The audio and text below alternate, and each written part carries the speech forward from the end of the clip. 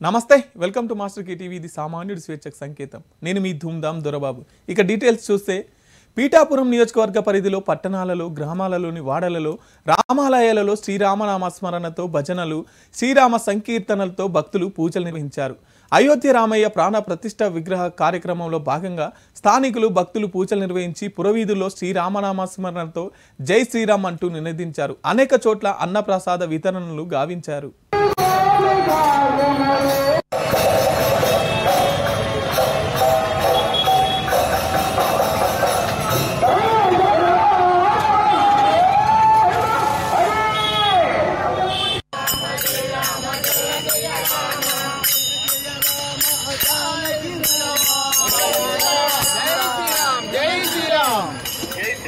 जय श्री राम जय श्री राम जय श्री राम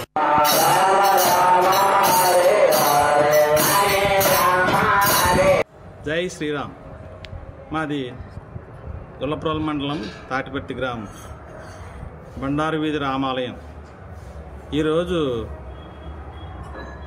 మన మోడీ గారి ఆధ్వర్యంలో అయోధ్యలో బాలరాముడి విగ్రహం ప్రతిష్ట కనుల వైభవంగా జరుగుతుంది. దాని స్ఫూర్తితో మా రామాలయంలో కూడా భజన కార్యక్రమాలు పూజా కార్యక్రమాలు సాయంకాలం వరకు వివిధ మా ఊర్లో సుమారుగా 10-15 రామకోళ్ళ దగ్గర ఈ ఒక రోజంతా భజనలు భజనలు ఊరందరికీ భోజనాలు అన్నీ ఏర్పాటు చేసి మహాపండగగా జరుపుకుంటున్నాం. ఇది ఈ రాష్ట్ర ప్రజలకి దేశం ప్రజలకి అందరికీ చాలా ఆనందంగా ఉంది. జై శ్రీరామ్. ప్రజల సుభిష్టం కోసం ఈ అయోధ్య జన్మభూమి కార్యక్రమం మొదలవుతుంది. అందరూ సుఖ సంతోషాలుగా ఉండాలని అందరూ ప్రజలు చాలా ఆనందంగా ఉన్నారు. ఈ మోదీ గారి కళ ఈ దేశ ప్రజల కళ ఇన్నాళ్ళకి నెరవేరింది. మాకు అందరికీ చాలా ఆనందంగా కూడా ఉంది. అయోధ్య రామ మందిరం ప్రారంభోత్సవం సందర్భంగా కేఎన్పి క్యాంపు రామాలయంలో రామ మందిరం ప్రారంభోత్సవ వేడుకలు ఘనంగా నిర్వహించారు. తెల్లవారుజాము నుండి భక్తులు రాముల వారిని దర్శించుకుని ప్రత్యేక పూజలు నిర్వహించి తీర్థప్రసాదాలు స్వీకరించారు. రామనామ స్మరణతో ఆలయ ప్రాంగణం మొత్తం మారుమోగుతోంది.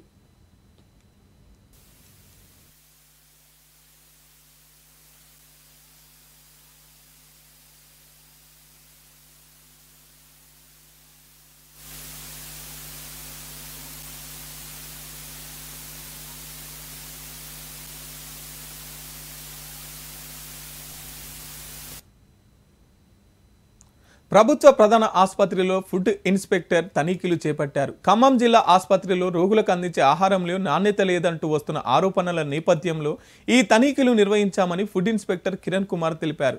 శాంపిల్స్ సేకరించి ల్యాబ్కు పంపామని, రిపోర్టు వచ్చిన తర్వాత తేడాలుంటే చర్యలు తీసుకుంటామని వెల్లడించారు.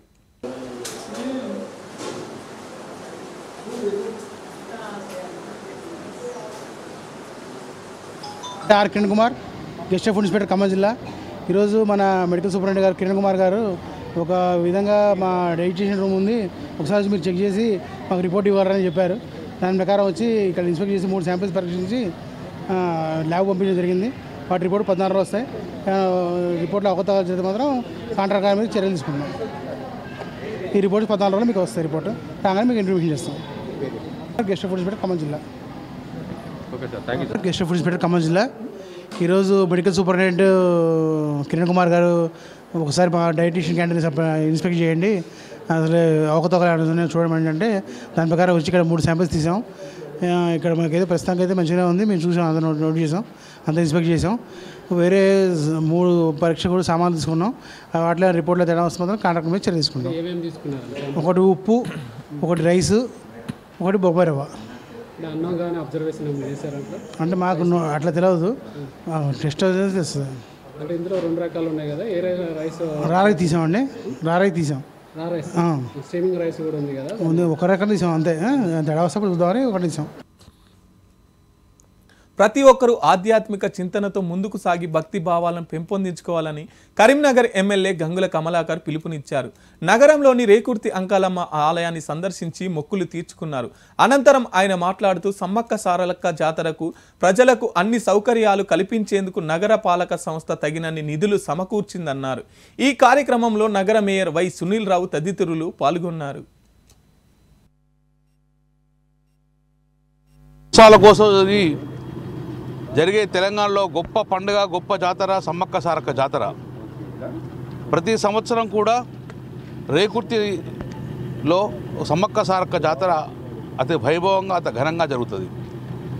అది మున్సిపల్ పాలకవర్గ సభ్యుల మున్సిపల్ లిమిట్ ఉంటుంది కాబట్టి గౌరవ మేయర్ గారు ప్రతి సంవత్సరం కూడా ₹1 కోటి పెట్టి కూడా భక్తులకు ఎలాంటి అసౌకర్యం కలగకూడదని చెప్పి సకల సౌకర్యాలు కలిగించేందుకు మున్సిపల్ ద్వారా మనకు ప్రతిసారి ₹1 కోటి పెట్టడం జరుగుతుంది.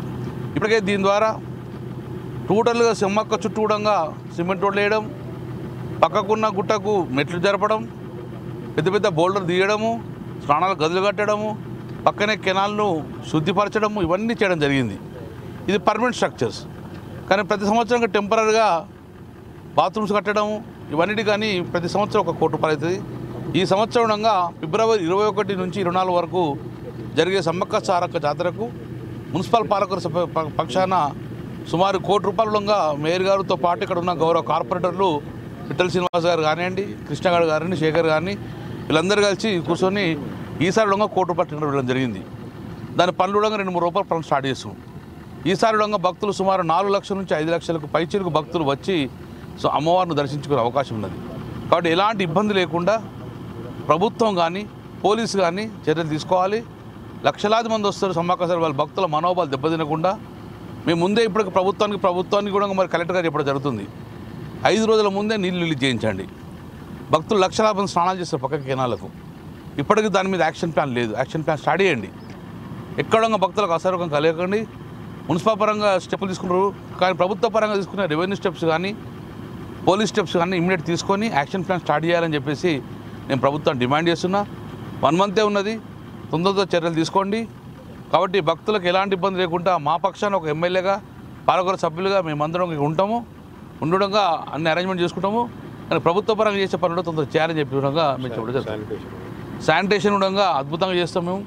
క్లోరినేషన్, మెడికల్ డిపార్ట్మెంట్ కూడా కలెక్టర్ గారు మీరు ఇమ్మీడియట్గా ఇందులో ఇన్వాల్వ్మెంట్ అయ్యి మెడికల్, పోలీస్, రెవెన్యూ.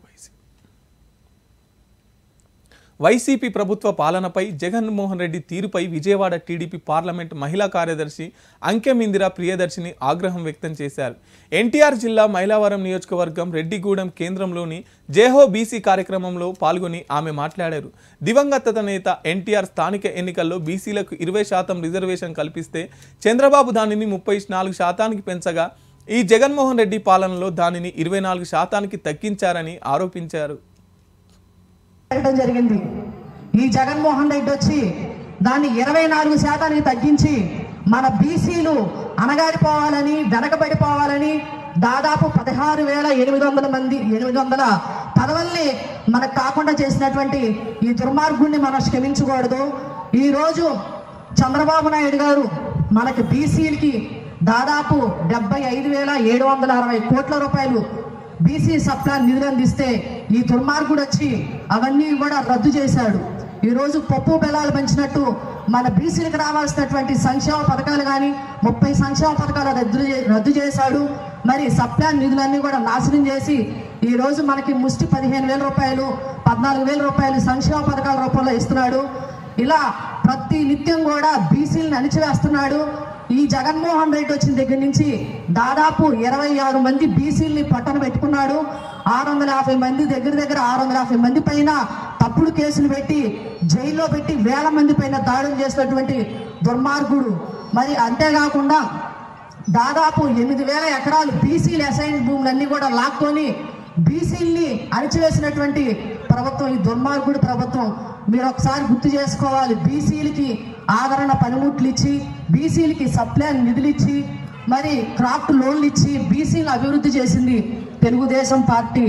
ఎప్పుడూ కూడా తెలుగుదేశం అంటేనే బీసీలు అంటేనే తెలుగుదేశం. దాదాపు మనకు రావాల్సినటువంటి 70,000 ప్రభుత్వ ఉద్యోగాల్ని మరి బ్యాక్లాగ్ పోస్టులన్నింటినీ కూడా క్లోజ్ చేసేసింది ఈ ప్రభుత్వం. ఏ విధంగా చూసుకున్నా కూడా మన బీసీలను అన్యాయం చేసింది. కాబట్టి ఈరోజు స్థానికంగా మహిళలకి దాదాపు 35% రిజర్వేషన్ కల్పించింది తెలుగుదేశం పార్టీ. కాబట్టి ప్రజలందరూ కూడా ఒకసారి ఆలోచన చేయాలి. ఒకప్పుడు తెలుగుదేశం పార్టీ ఏమేమి సంక్షేమ పథకాలు ఇచ్చిందో మరి ఈరోజు ఈ జగన్మోహన్ రెడ్డి వచ్చి ఏ విధంగా రాష్ట్రాన్ని నాశనం చేస్తున్నాడో, ఇటు అమరావతిని నాశనం.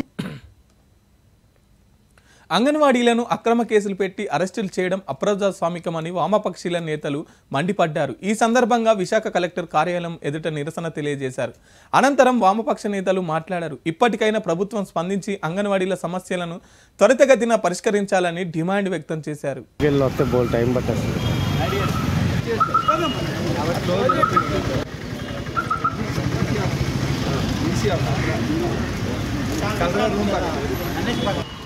అంగన్వాడీ కార్మికులు రాష్ట్ర వ్యాప్తంగా గత 42 రోజుల నుండి తమ న్యాయమైన డిమాండ్స్ కోసం సమ్మె చేస్తూ ఉన్నారు. అయినా జగన్మోహన్ రెడ్డి ప్రభుత్వం లెక్క చేయకుండా వాళ్ళ న్యాయమైన డిమాండ్స్ పరిష్కారం చేయడం లేదు. అందుకని వాళ్ళు ప్రజల నుంచి కోటి సంతకాలు సేకరించి జగనన్నకు చెప్పుకుందామని చెప్పని ఈరోజు విజయవాడ వెళ్ళేందుకు వాళ్ళు బయలుదేరారు. బయలుదేరినటువంటి అంగన్వాడీ కార్మికుల్ని నిన్నటి నుండి ఎక్కడికక్కడ అరెస్టులు చేయడం, పోలీస్ స్టేషన్లు నిర్బంధించడం, అలాగే ప్రత్యేక ప్రైవేటు హాల్లో నిర్బంధించడం, కేసులు పెట్టే దుర్మార్గం చర్యలకి పూనుకుంటూ ఉన్నారు. సమస్యలు పరిష్కారం చేయమని ప్రజాస్వామ్య పద్ధతిలో ఆందోళన చేస్తున్నటువంటి కార్మికులు నిర్బంధించడం, వాళ్ళ మీద యస్మా చట్టం ప్రయోగించడం, మీరే విధుల్లోకి వెళ్ళకపోతే మిమ్మల్ని డిస్మిస్ చేస్తామని చెప్పని ఆదేశాలు జారీ చేయడం, షోకాజ్ నోటీసులు ఇవ్వడం, ఇట్లా నిర్బంధ చర్యలకి జగన్మోహన్ రెడ్డి పూనుకుంటున్నారు.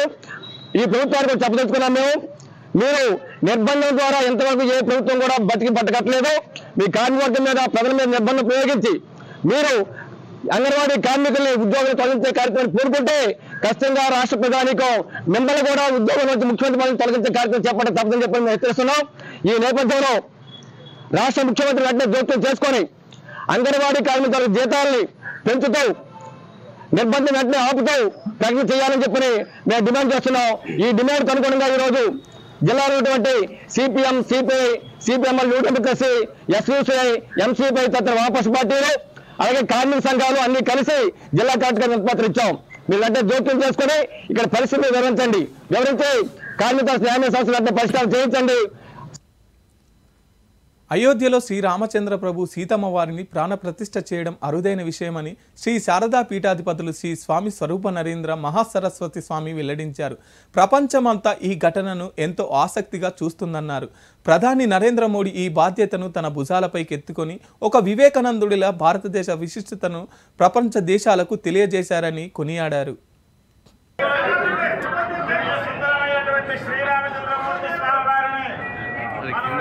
వైభవంగా దర్శించుకుంటున్నాము అంటే భారతదేశం యావత్తు కూడా పూర్ణమైపోయింది. మోక్ష పట్టణం అయినటువంటి అయోధ్య నగరంలో రామచంద్ర స్వామి వారి యొక్క ధర్మాన్ని సర్వనాశనం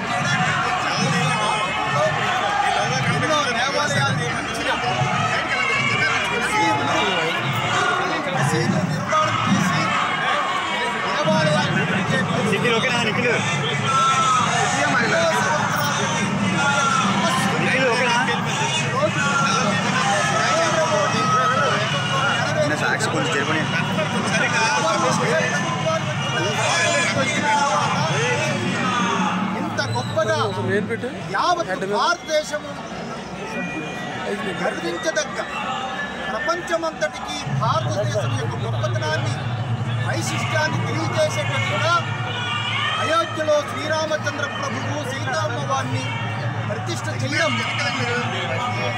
చాలా గొప్ప విషయం. ఇది మన భారత భూమిలో పుట్టిన శ్రీరామచంద్రుడు అయోధ్యలో అయోధ్యలో సీతారాముల ప్రాణ ప్రతిష్ఠ వేళ విశాఖ మహానగరం రామనామ జపంతో హోరెత్తింది.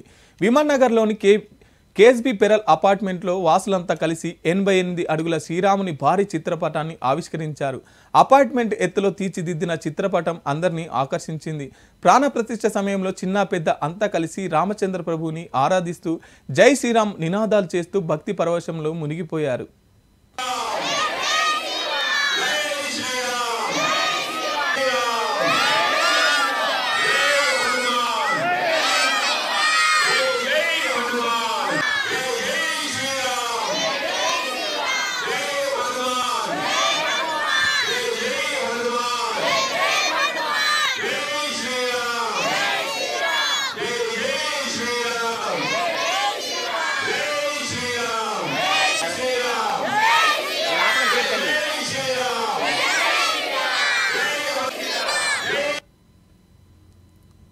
కేంద్ర ప్రభుత్వం సహకార రంగాన్ని ప్రైవేట్ పరం చేయాలని చూస్తుందని సహకార ధర్నా పీఠం వ్యవస్థాపక ధర్మకర్త సాంబారపు భూమయ్య అన్నారు. సోమాజిగూడలో జరిగిన సమావేశంలో ఆయన మాట్లాడుతూ కేంద్ర ప్రభుత్వం అక్రమంగా తనకు ఇష్టం లేని అధికారం హక్కులను ఆపాదించుకొని వాటిని ప్రైవేట్ పరం చేయాలని చూస్తుందని ఆరోపించారు.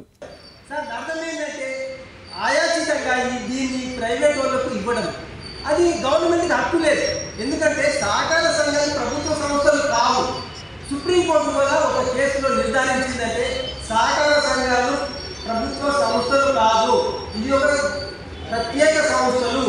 దీనిలో ప్రైవేట్ వాళ్ళకి ఎంత ప్రైవేట్ ఆస్తి ఏ రకంగా సమన్వయం చేసుకుంటున్న వ్యక్తులు, ఇది కూడా సమిష్టి ఆస్తి, దీంట్లో ప్రభుత్వం జోక్యం చేసుకోవడానికి వీల్లేదని చెప్పినప్పటికీ ఈ రకంగా మీరు షేర్లు ప్రైవేట్ వాళ్ళకి అమలు చేయాలి అంటే ఈ రకంగా చేసి మొత్తం సహకార వ్యవస్థను ప్రైవేట్ పరం చేయడానికి చేస్తుంది.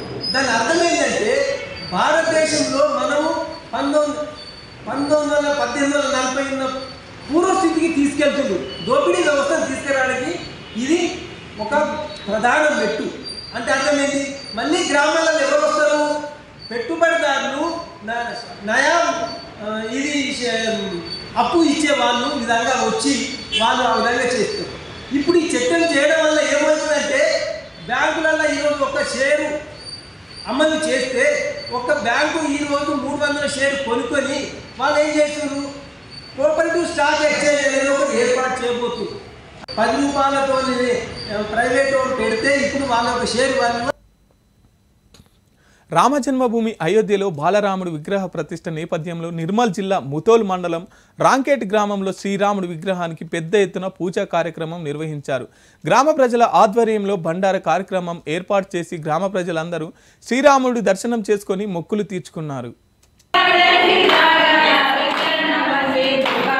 నిర్మల్ డిస్టిక్ మన రామ్టే గ్రామంలో ఈరోజు మా యొక్క కమిటీ సభ్యులు అందరం కలిసి ఈ పండుగని ఉత్సవంగా మా ఊరందరూ కలిసి చేసుకోవడం జరుగుతుంది. ఎందుకంటే ఇది ఎన్నెల్లో కళ ఈరోజు నిజమైంది. మన భారత ప్రధానమంత్రి నరేంద్ర మోడీ కృషితో ఇలా అయోధ్యలో చేసిన కృషితో మన హిందుత్వం అనేది ఏమో అనేది తెలిసింది. దీనికోసం అందరూ ఒక్కసారి జై శ్రీరామ్, జై శ్రీరామ్, హర హర రామచంద్ర భగవానకి, పవన సుత్త హనుమానకి, జై శ్రీరామ్.